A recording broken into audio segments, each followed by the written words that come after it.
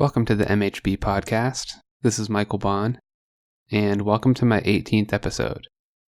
Tonight I want to talk to you about how to have an effective conversation. More specifically, I want to talk about how to have an effective conversation with someone who you disagree with. Why is that important? Communication is fundamental to relationships. You can't interact with a person beyond a certain point without communicating with them. I would go so far as to say that we can't really do anything of value without communication. How do we educate people? By communication. How do we love people? By communication. How do we work with others to complete a project? By communication. I think the very future of discovery and advancement is entirely dependent on communication. When was the last time you tried talking politics with someone who does not share your views? How is it that CNN and Fox News can show us two completely divergent realities?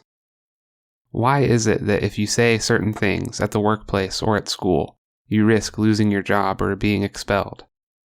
I believe the answer to all of these questions is that more and more people are forgetting how to have effective conversations.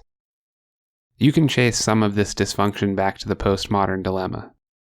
Remember, postmodernism rests on the belief that there is no such thing as truth and everything is a matter of perception. It's like saying any view of the world is valid because no one can say with certainty that it is not valid. Since this way of thinking has become so popular, conversations are less about truth and more about power. Think about it. If truth does not exist and everything is opinion, then the only motivation for speaking is to gain power, and the loudest, most violent voices are considered the most valid. This is why it's becoming more common for people to gather into groups and identify with their groups. There is power in numbers. So you see, the line between postmodernism and tribalism is very thin and could be crossed very easily. In the tribe, you do not matter as an individual. If you disagree with your tribe, you are excommunicated and left to die. Political polarization and a disregard for truth are causing this way of thinking to spread in the West. But you can stop all of it with effective conversation. So what do I mean by effective conversation? Let's imagine two coworkers sit down for coffee and start talking politics. A few minutes in, they realize that they are on opposite ends of the spectrum. One person is a supporter of President Trump. The other voted for Clinton. Before the coffee even cools, each of them are thinking of ways to gain power in the conversation. The Trump supporter is shocked that she's worked with the Clinton voter all these years and never realized how dishonest he was. The Clinton voter never would have suspected that his coworker was a bigot, but now he's not so sure, since she voted for Trump. You see, what these two are doing is confusing ideas with identities. The fact is, Alice from accounting is not a bigot, and Steven from marketing is a pretty trustworthy guy. Ideas are not people. People are not ideas. You must separate ideas from people.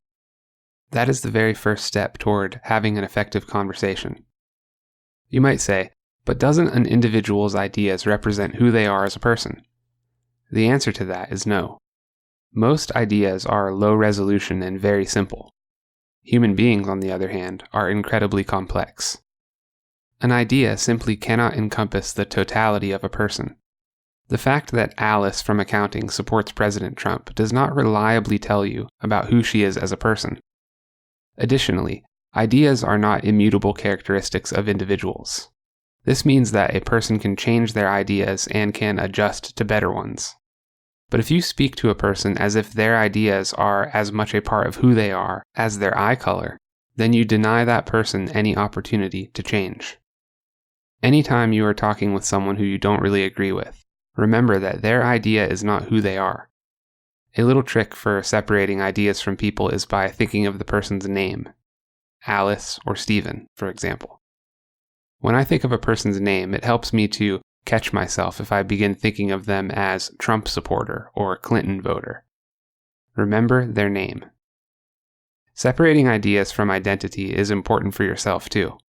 If you fall in love with your own ideas, then you put yourself at risk of never learning anything again. You will cringe at hearing someone say something that contradicts the ideas you love. You'll avoid these people and only spend time talking to those who support what you support. This means that you and your entire group could be dead wrong about something and never realize it. However, if you separate yourself from your ideas, then you become cool under pressure when speaking with the opposition. This is good for you because you are far more likely to discover your errors through conversation with someone who sees things differently. Once you are able to see where you are wrong, then you can address these details and become less wrong. Chances are, your favorite idea could use a lot of improvement, and the best way to improve it is to discuss it with the opposition. So, you have become comfortable with the fact that you are a human being and not an idea. You are reasonably sure that you can engage with people who disagree with you. You believe that you can be civil about it and keep your cool because your value as an individual is not shackled to the idea that you support. Now, it is time to learn about the steel man. Steel manning is actually a debate tactic where you do your best to accurately represent your opponent's position. This is contrasted with straw manning, where you misrepresent your opponent's view in order to cut them down. It turns out that steel manning is not just good for debates, but it's also the key to a conversation with someone who you disagree with. Since you no longer associate your idea with your identity, it's a lot easier for you to respect the person across from you. So you sit back and you listen to them speak. This time you actually listen, trying to understand what they are saying instead of trying to think of what you can say next. Once they have finished speaking, you will have a pretty good grasp of what they believe. And so you say it back to them. But this time you don't highlight all of the weakest points and turn the position into something that you can easily discard. Steel manning means that you try to represent your opponent's position the best you can, maybe even better than they did. Try to make a better argument for their position than they were able to. Why on earth would you want to do this? Why would you want to try and build up an idea that you don't agree with? Because this practice is the best way to get to the truth. Consider, if someone presents an idea that you disagree with and then you strawman it or highlight all of the weaknesses, now all you have to contend with is a weak idea. At best, you will win the argument, annoy the person you were talking to, and learn nothing from the exchange. But when you steelman, or when you make the best case for the opponent's position, then you have to contend with a strong idea. This means that you will have to make your own idea even stronger if you want it to survive. Your opponent will be impressed with you for understanding them instead of being annoyed with you for misrepresenting them. You will learn things that you could have never even imagined without the clash of strong ideas. Both you and your opponent will walk away from the exchange a little bit closer to the truth. And what's the worst thing that could happen? You steelman your opponent's position and you discover that your idea is wrong. Failure in being wrong is not a bad thing. Failure and being wrong are the best opportunities you will ever have to learn. Failure and being wrong are the best opportunities you will ever have to show people that your confidence comes from your value as a human being, not some idea that you don't even spend much time thinking about. Don't be afraid of failure and of being wrong. Be afraid of becoming the kind of person who refuses to adjust when they are wrong. That's what leads to destruction, both conversationally and pragmatically. If you find this content valuable, feel free to share it and to use it in your own studies.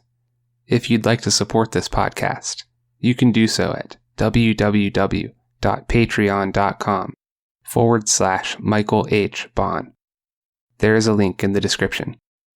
Your generosity goes a long way to promoting the growth of this enterprise and the cause of free speech. Thank you all for joining me this evening, and I will see you in the next episode.